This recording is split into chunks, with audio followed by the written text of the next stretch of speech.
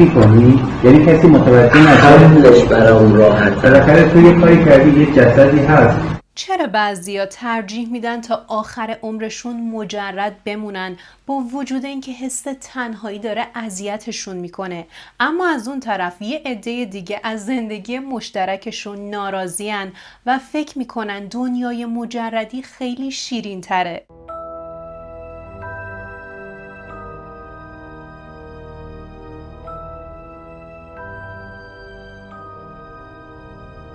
به کانال کریمینال شادوز خوش اومدید. من شهدخت هستم، راوی این پرونده، و اگر مخاطب پرونده های جنایی هستی تا آخر این ویدیو کنارم باش. قبل از شروع این ویدیو رو لایک کن و در حین تماشای این پرونده نظر تو برام کامنت کن. بریم به اصفهان. خانواده 6 نفره انصاری ساکن اصفهان بودن. پدر، مادر و 4 تا بچه، 2 تا دختر، 2 تا پسر، که متاسفانه پدر خانواده سال 85 به خاطر سرطان فوت میکنه. ولی مثل خیلی از خانواده های دیگه اعضای خانواده بعد از فوت پدر متلاشی نمیشن، چون ستون اصلی این خانواده از بچگی مادرشون بوده. اما متاسفانه مادرشون هم توی سال 1400 درگیر سرطان میشه و توی سال 1401 فوت میکنه. و خب میشه گفت دقیقاً از همون نقطه زندگی بچه های این خانواده شروع میکنه به هم ریختن. لیلا بچه دوم خانواده بود، یه دختر مجرد و وظیفه شناس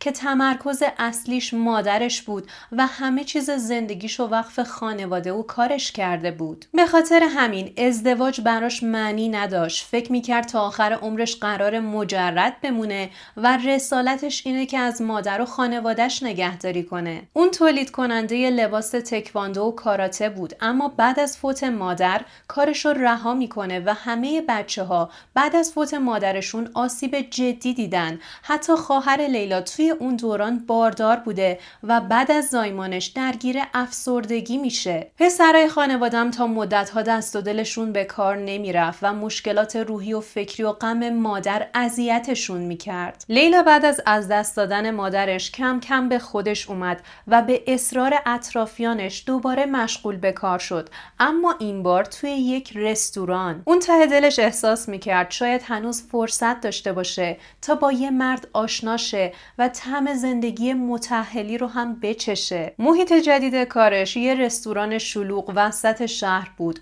اونجا با یه خانومی آشنا میشه و دوست میشه و این همکار لیلا اسمش سارا بوده. سارا یه خانم متأهل بود که 2 تا بچه داشت و بچه‌هاش دیگه بزرگ شده بودن. کنار اون رستوران یه آرایشگاه مردونه بود که متعلق به بهروز طاهری بود، مردی که یه ازدواج ناموفق داشت و حاصل اون ازدواج 3 تا بچه بود که با مادرشون زندگی میکردن. این مرد از دوستای صمیمی شوهر سارا همکار لیلا بود و به اون رستوران زیاد رفت آمد داشت، چون گاهی اونجا غذا میخورد و سارا وقتی متوجه میشه لیلا مجرده بین اون و بهروز واسطه میشه تا این 2 نفر رو با هم آشنا کنه و مدام توی تایم بیکاریشون وقتی با هم صحبت میکردن از بهروز پیش لیلا تعریف میکرده. بهروز طاهری مرد شمالی بود که توی نگاه اول خیلی باحال و بجوش و مؤدب دیده میشد، اما وقتی بهش نزدیک میشدی و بررسیش میکردی چیزای عجیبی توش پیدا میشد. اون متولد سال 1360 بود و اصلاً بهش نمیومد اهل خشونت باشه. اون با لیلا صحبت میکنه و بهش میگه من جدا شدم و بچه دارم و در مورد جدا شدنش میگه مشکلات زناشویی داشتیم، اما حقیقت جداییشو به لیلا نمیگه. ولی در واقع این مرد به زن سابق خودش خیانت کرده بود، اونم با دختر عموی زنش، و اینو از لیلا پنهون میکنه. لیلا چون به مدت طولانی مجردی رو تجربه کرده بود چشم خیلی روی این دختر بود تا ببینن در نهایت با کی ازدواج میکنه و خودش هم ترجیح میداد که قبل از ازدواج با بهروز به یه شناخت کامل از این مرد برسه. بهروز متوجه شده بود که این دختر به هیچ عنوان اهل دوستی یا رابطه های قبل از ازدواج نیست. برای همین به لیلا میگه میخوام بیام خواستگاریت. لیلا این قضیه رو با خواهر برادرش مطرح میکنه و به برادر بزرگترش میگه یه نفر هست که قصد داره بیاد خواستگاریم. برادر بزرگش هم که مثل یک پدر نگران و دلسوز لیلا بود، به برادر کوچیک خانواده میگه برو ببین این مرد کیه، کجا کار میکنه و مردم در موردش چی میگن. برادر لیلا هم میره آمار همه چی رو در میاره، این که بهروز کجا کار میکنه، خونش کجاست و بعد با کسبه اون محل صحبت میکنه و حتی اطرافیانش. اما نتایج تحقیقاتش خیلی جالب نبوده، چون اطرافیان میگفتن بهروز از نظر اخلاقی و مالی اصلا آدم مورد اعتمادی نیست و هیچکس اونو تایید نمیکنه و میگن مشکل اخلاقی داره. برای همین خواهر و برادرای لیلا اونو میشونن و باهاش حرف میزنن و بهش میگن این مردو هیچکس تایید نکرده و از نظر ما هم اون نمیتونه داماد خانواده باشه. برادر بزرگش میگه خواهر جان بهتره بیخیال این مرد بشی، ممکنه در آینده باهاش به مشکل بخوری. از اونجایی که لیلا سنش بالا رفته بود و گزینه‌های کمی برای ازدواج داشت، ذهنش 98% آماده قبول کردن ازدواج با بهروز بود. در واقع میترسید که این فرصت هم از دستش بره، با وجود اینکه میدونست این مرد یه بار ازدواج کرده و 3 بچه داره و احساس میکرد ممکنه شرایط بهتری براش پیش نیاد. از یه طرف میخواست زندگی شخصیش تغییر کنه و عشق و تجربه کنه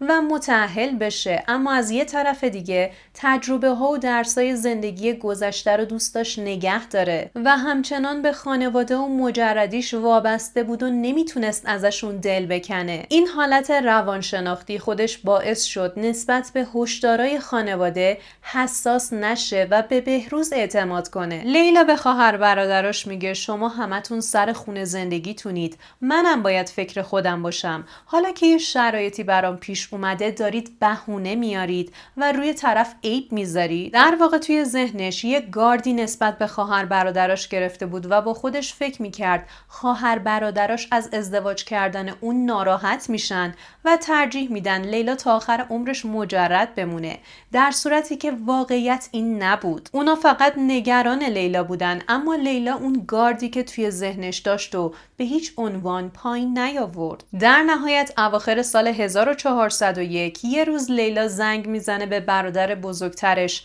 و بهش میگه من و بهروز تصمیم گرفتیم عقد کنیم، شمام همتون دعوتید. اما خواهر برادراش از اونجایی که با این ازدواج مخالف بودن توی مراسم عقدش هم شرکت نمی کنن و از خانواده لیلا فقط پسرعمش با زن و بچهش شرکت کردن. همچنین سارا، اون دوست و همکار لیلا که توی رستوران باهاش کار میکرد، با شوهر خودش که دوست صمیمی بهروز بود اومده بود. واقعیت اینه که خانواده لیلا اونو طرد نکرده بودن، اما با نرفتنشون میخواستن مخالفتشون رو نسبت به این ازدواج نشون بدن. ولی در کل بعد از عقد لیلا و بهروز رفت و آمد لیلا با خانواده خیلی کم شده بود. لیلا از مجردی شاغل بود و درآمد هر ماهش رو به 2 قسمت تقسیم میکرد. قسمت اول مربوط میشد به هزینه‌های شخصیش، علایقش، پوشاکش و قسمت دوم و یک جا میرفت سرمایه گذاری میکرد و تبدیلش میکرد به طلا و توی این سالها موفق شده بود نزدیک به 0.5 کیلو طلا پس انداز کنه. از طرف دیگه بعد از فوت مادرش یه مبلغی بهش ارث میرسه و اون با این پول یه باغ میخره. اما از اون طرف بهروز نقطه مقابل لیلا بود، به زمین و زمان بدهکار بود و درآمد اون مغازه برای پرداخت کردن بدهیاش کافی نبود، چون گاهی اوقات هزینه بچه‌هاش رو هم پرداخت میکرد و زن سابقش به بهانه بچه‌ها حسابی جیبش رو خالی میکرد. بهروز یه عادت فوق‌العاده بد داشت. اونم این بود که وقتی توی مشکلات گیر می‌کرد، میرفت سراغ یکی از رفیقاش 50 تومن ازش قرض می‌کرد و بعد از اینکه مشکلش حل می‌شد، اون رفیق میومد ازش پولشو می‌خواست. اونم برای اینکه بتونه پول رفیقشو جور کنه، میرفت از یه رفیق دیگه 70 تومن قرض می‌کرد، 20 تومنشو خرج خودش می‌کرد، 50 تومن رو به رفیق اولش میداد و دوباره برای اینکه بتونه پول نفر دومو برگردونه میرفت سراغ یه رفیق دیگه و از اون 90 تومن قرض میکرد و این چرخه مدام تکرار میشد و شعارش هم این بود که مرد همیشه باید بدهکار باشه، باید بدهی داشته باشه تا رشد کنه.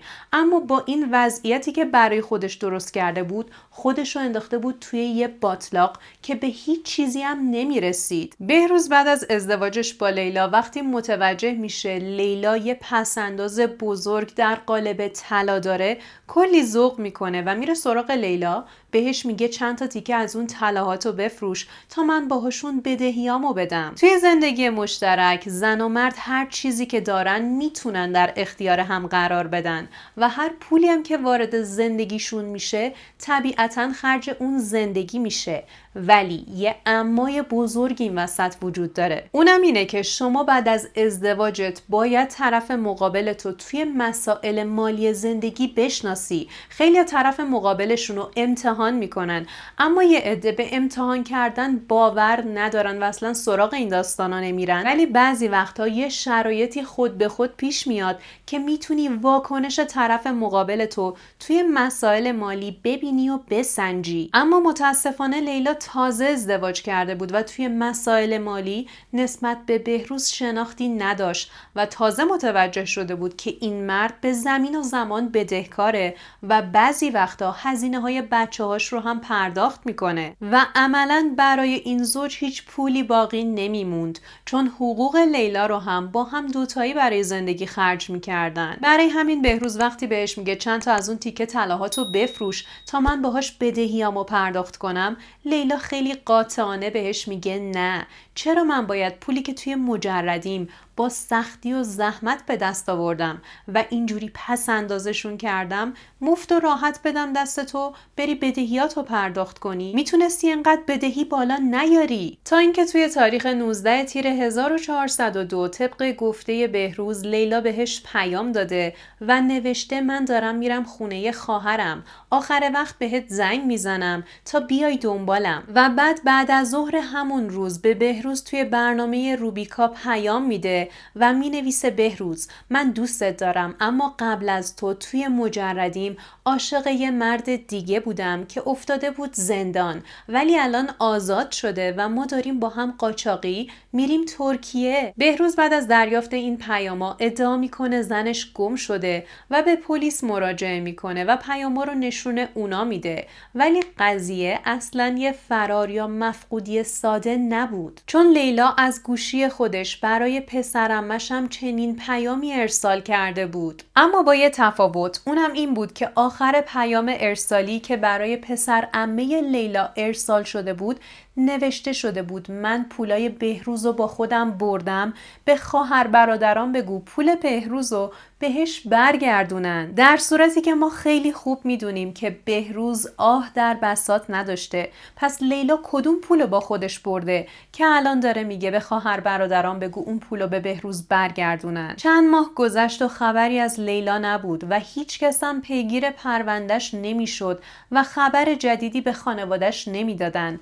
برای همین برادر کوچیک لیلا میره سراغ این پرونده، پیگیری میکنه تا ببینه چرا بهش رسیدگی نمیشه. اون از مسئول این پرونده شکایت میکنه چون هیچ تلاشی برای پیش بردن این پرونده نکرده بود و خب اون فرد رو از روی پرونده بر میدارن و پرونده رو به یه فرد جدید میسپرن و از فردای اون روز پلیس دست به کار میشه و خطهای لیلا رو بررسی میکنه. ولی با بررسی خط لیلا متوجه میشن اون روز لیلا با هیچ کس تماسی نداشته. برای همین میرن سراغ خطای بهروز و بعد از بررسی کردن خطاش متوجه یه چیز عجیب میشن. اون شب بهروز توی خیابونای زینبیه، پل تمدن، لاله و مولوی تردد داشته.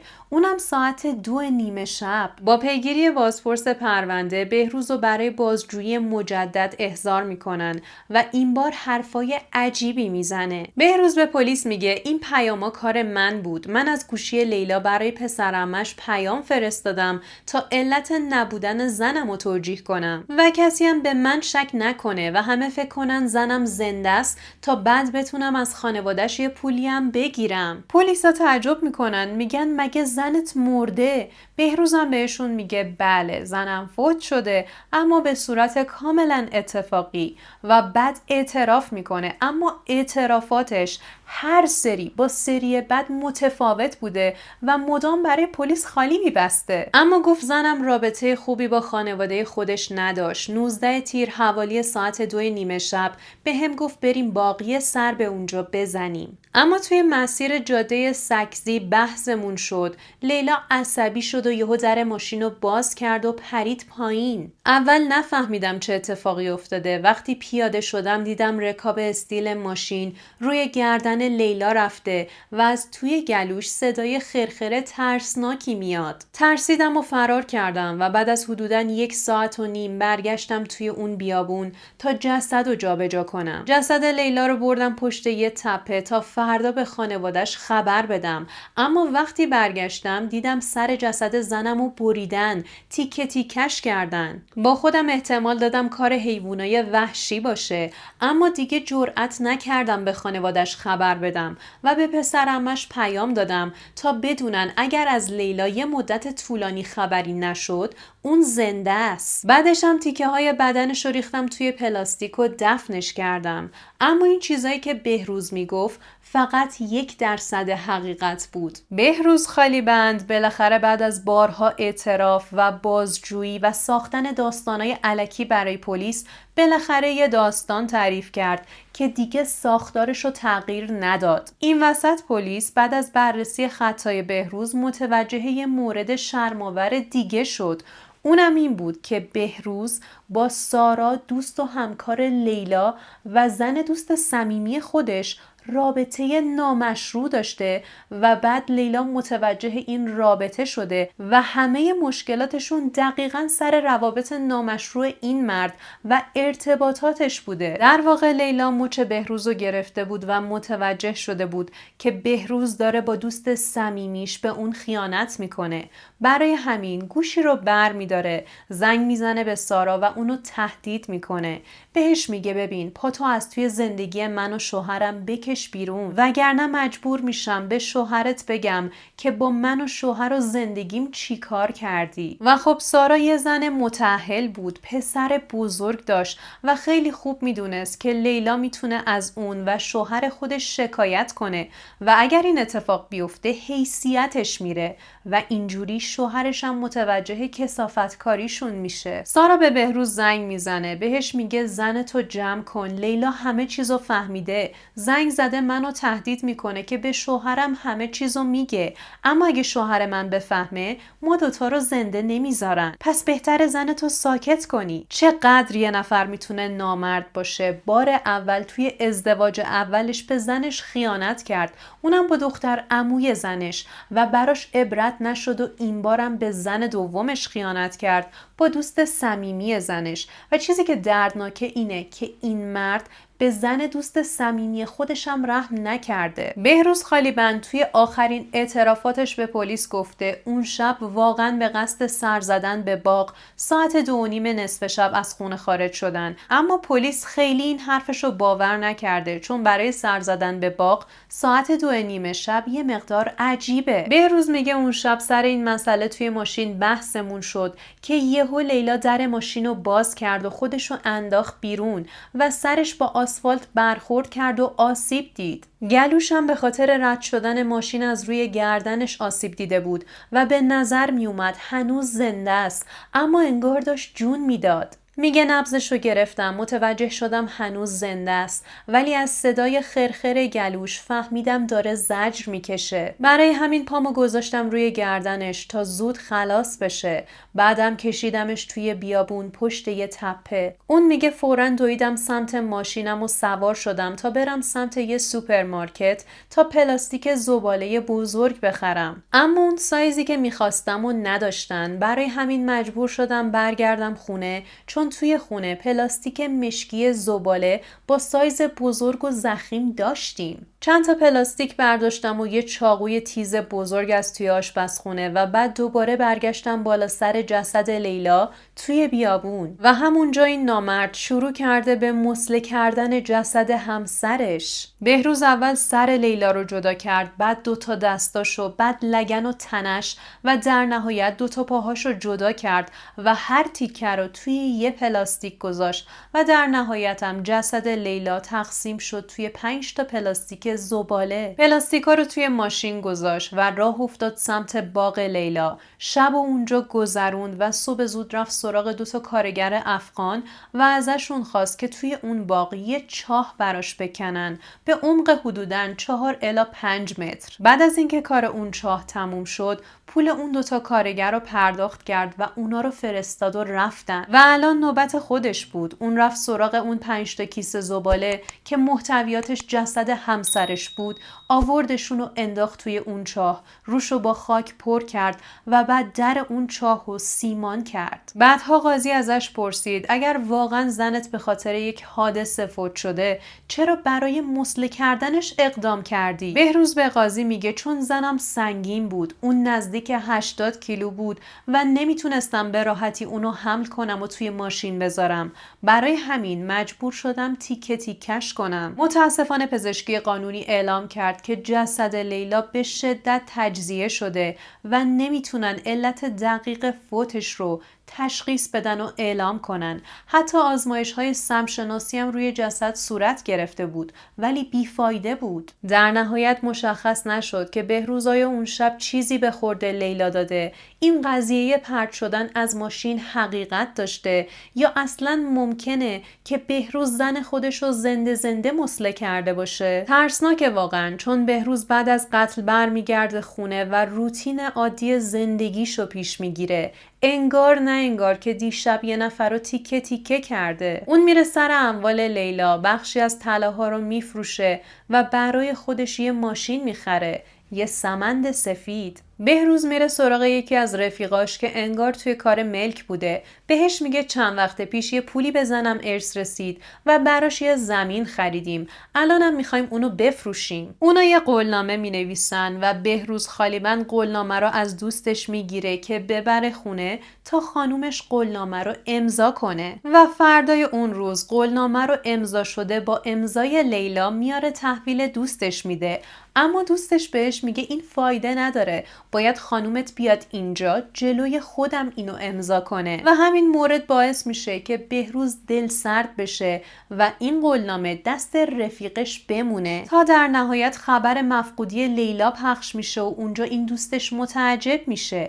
اما خود بهروز میره سراغ دوستش و براش تعریف میکنه که زنم با یه مرد غریبه فرار کرده رفته ترکیه. اون آقا بهش میگه قولنامه هنوز دست منه، چی کارش کنم؟ بهروزم بهش میگه مالکیتش رو انتقال بده به نام خودم و در واقع یه معامله سوری این وسط شکل میگیره تا این زمین به نام بهروز بشه و اون امضای زنش رو هم جعل کرده بوده و تونست این زمین رو هم بالا بکشه. این قاتل بیرحم به وسایل خونه و جهیزیه لیلا هم رحم نکرد و شروع کرد به فروختن هر چیزی که میتونست به پول نزدیکش کنه. حتی چرخ خیاطی های صنعتی لیلا رو که برای کارش خریده بود رو هم فروخت. این چرخ خیاطی ها ارزون نبودن و مجموع پولی که از فروش اونا به دستش رسیده بود نزدیک 300-400 میلیون بود. بهروز بالاخره به آرزوش رسید. اون تونست با همه اموال و پسندازای زنش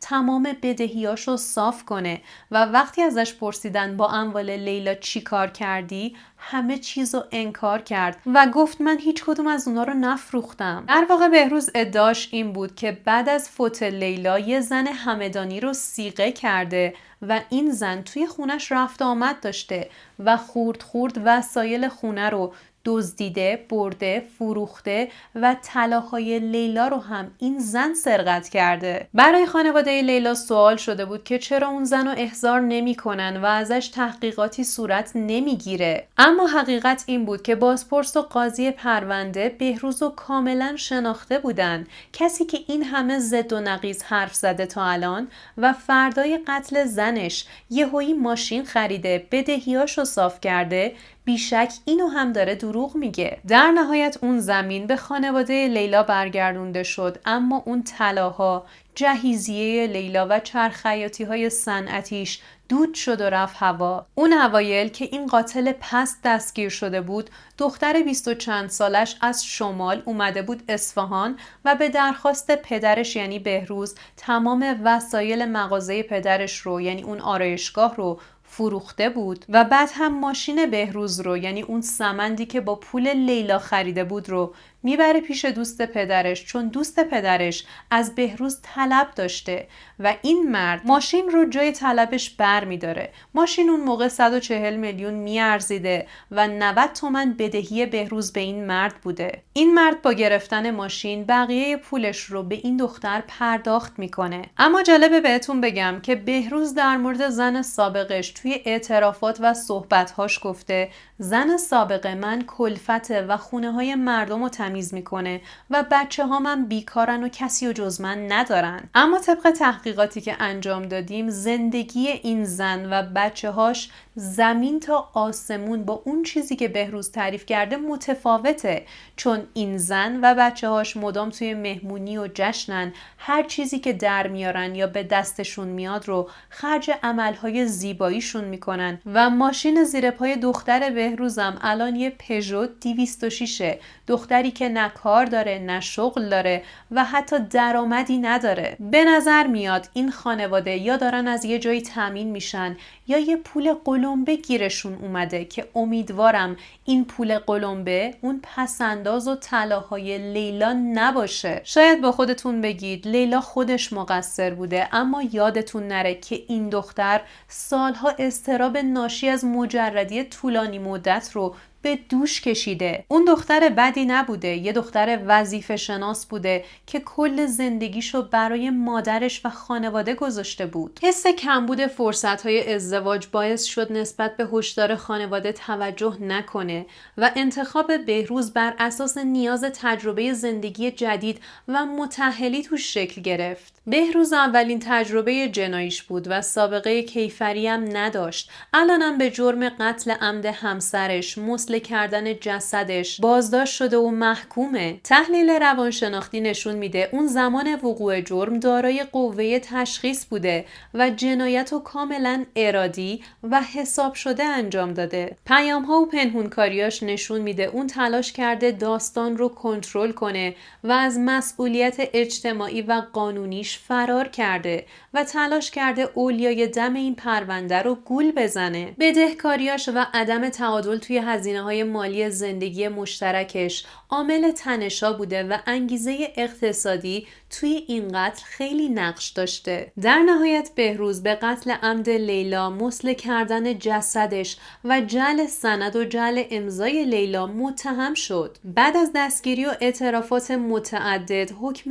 اعدامش توسط دیوان عالی کشور تایید شد. البته 1 سال حبس و 74 ضربه شلاق هم بهش دادن. در مورد سارا دوست داشتم اینو حتما بهتون بگم که خانواده لیلا یعنی اولیای دم میتونستن از سارا دوست و همکار لیلا بابت زنای محسنه شکایت کنن و سارا باید ازشون متشکر باشه که چنین کاری باهاش نکردن، چون اگر ازش شکایت میکردن این زن زندگیش از این بیشتر نابود میشد و بچه‌هاش بی مادر میشدن. این پرونده برای خودم نمونه ای از ترکیب مسئولیت پذیری افراطی بود که خیلی همون انجامش میدیم و همچنین انتخاب‌های نادرست توی روابطمون.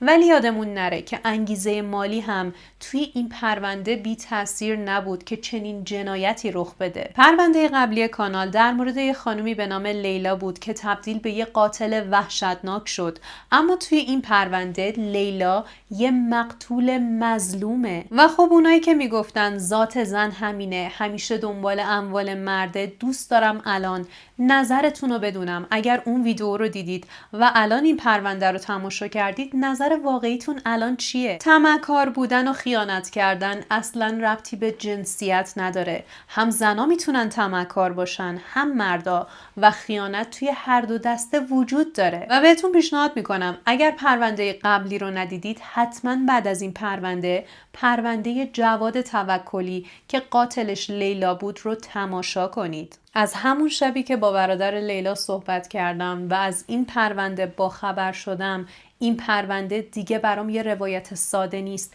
فقط تاریخ و اعتراف و صدور حکم نیست. یه صدا اونور خط بود، یه صدایی که توش خلأ بود، برادری که خواهرش رو از دست داده بود و خیلی آروم صحبت میکرد. با اینکه آروم صحبت میکرد، اما هر جملش وزن داشت، سنگینی داشت، سنگینی دردای یه خونه و خونواده‌ای که پدرشون و مادرشون رو سالها قبل از دست داده بودن و الان هم خواهرشون رو، اما نه به یه مرگ طبیعی، با یه قتل فوق‌العاده وحشتناک، با تیکه تیکه شدن، با دروغ، با سکوت. و واقعا برام دردناک بود، چون یه جایی از صحبتاش یه مکث طولانی کرد، نه به خاطر اینکه چیزی رو فراموش کرده بود، به خاطر اینکه بعضی از دردا بیان کردنشون خیلی سخته. برای اینکه بتونی از دردات صحبت کنی، باید یه نفس عمیق بکشی، یه مکث طولانی کنی تا بتونی بازم ادامه بدی. اون شب فهمیدم بعضی از پرونده ها با اعتراف قاتل یا رأی دیوان عالی کشور و حتی اعدام هم تموم نمیشن و تازه اون نقطه بعد از اینکه قاتل اعدام میشه یا رأیش صادر میشه، برای خانواده نقطه شروعه و خانواده مقتول تازه توی یک فشار بدتر قرار میگیرن و اون فشار دقیقاً صندلی خالی یکی از اعضای خانواده است که هیچ وقت قرار نیست پر بشه. اسمیه که هیچ وقت دیگه ازش استفاده نمی‌کنن مگر اینکه توی خاطراتشون اسم اون فردو مرور کنن. و البته یه سری سوالا هست که همیشه ذهنشون رو درگیر میکنه. اونم اینه که اگر جواب منفی میداد، اگر هشدارامون رو جدی میگرفت، اگر این تصمیمو اصلا نمیگرفت، بازم این اتفاق میافتاد. توی این مدت هر بار که به لیلا فکر کردم، به ترسش از تنها موندن، به فشاری که جامعه بهش می آورد، متوجه شدم افراد زیادی توی جامعه هستن که از ترس تنهایی و مجرد بودن حاضر میشن انتخابهای غلطی بکنن و ترجیح میدن از ترس تنهایی با هر کسی وارد رابطه بشن. این پرونده به شدت منو یاد همیرا انداخت. اگر جریان همیرا رو نمیدونید، براتون لینکشو میذارم بالای این ویدیو، بعداً میتونید ببینید. ولی داستان زندگیش بی شباهت به لیلا نبوده. دوست دارم اگر قرار این ویدیو روی ذهنت یه تأثیری بذاره، قبلش به این سوال من جواب بدی: برای فرار از تنهاییت حاضری چه بهایی بدی که تنها نمونی؟ به خانواده انصاری از صمیم قلب این غم بزرگ رو تسلیت میگم و از اونجایی که خانواده ها معمولاً کامنت ها رو میخونن، ازتون میخوام شرافت به خرج بدید و محبت کنید. توی کامنت ها باهاشون همدلی و همدردی کنید. ممنونم که تا این لحظه کنارم بودید و بی‌صبرانه منتظر شنیدن نظراتتون توی کامنت ها هستم. و اگر تا این لحظه این ویدیو رو لایک نکردید، از همین پایین میتونید این ویدیو رو لایک کنید، کامنت بذارید و کانال رو سابسکرایب کنید و این ویدیو رو هایپ کنید. بهتون پیشنهاد میکنم ویدیوهای قبلی کانال رو از دست ندید و مرسی.